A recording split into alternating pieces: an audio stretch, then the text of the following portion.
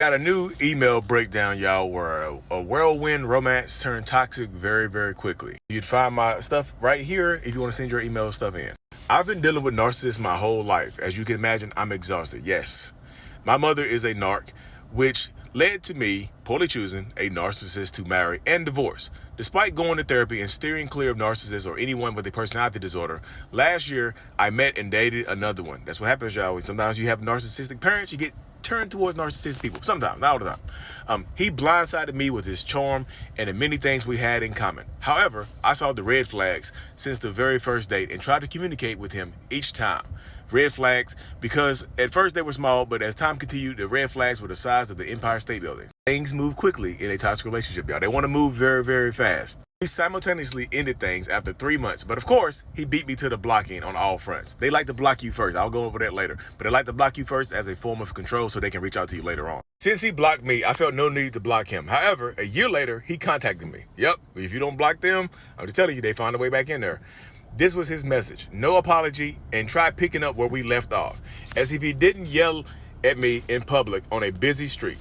It is possible to heal, and this experience taught me to never again ignore the red flags. Yeah, even the small ones, because they're indicative of future abuse. Be well and keep on learning. Yes, little red flags turn into big ones later on. It's like they plant the little red flags in the soil of this new relationship, and the little red flags grow into bigger red flags later on. Little lies turn to big lies. This is the stuff he started sending out of nowhere, like a picture of himself flexing in the gym, and said, I wanted to send you these because you have been an inspiration to me ever since I met you. Like, this is, yeah, it's been a whole year since they talked. Now you inspired me to go to the gym somehow, a year later.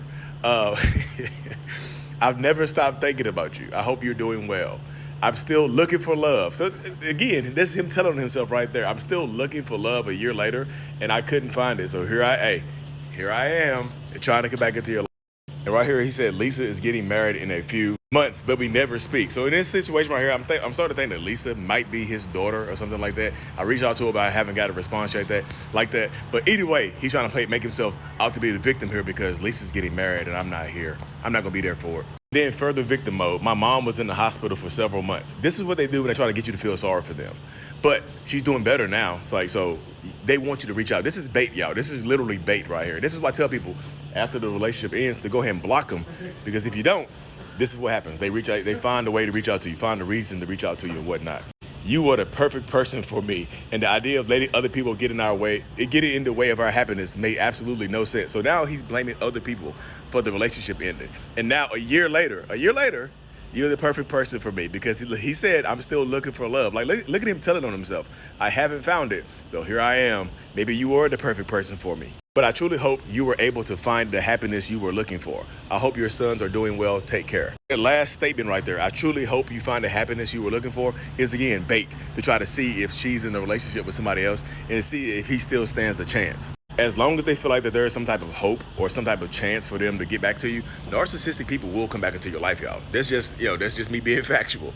As long as, that's why a lot of times they go ahead and block you first, because if you block them, it's harder for them to reach out. But if I block you, I can reach out to you at any time, right? I can reach out to you at any time that I want to. It doesn't matter what you have going on. I can unblock you, reach out to you, and block you again. That's why this is about one of my favorite parts of this whole thing right here. She sent another email and she said, of course I didn't respond and I blocked him. Yay! I love that. He ended up sending another picture right here, y'all, just of himself, just randomly. Just, Garrett, look at me suited up. You see me with my clothes, like, you see me halfway suited, but now you see me all suited up and whatnot. But then, like, look at the bottom. You blocked this contact. So good job taking the initiative and blocking them, because if you don't, I'm just telling you, they will just continue to reach out to you and whatnot. Again, this was a perfect length of story, perfect number of messages to send to me for me to break down and whatnot. This is my other channel right here. Y'all check it out on the other, you can know where to find me at the red play button app and whatnot. And I'll see y'all over there. Make sure you follow the channel too. Peace.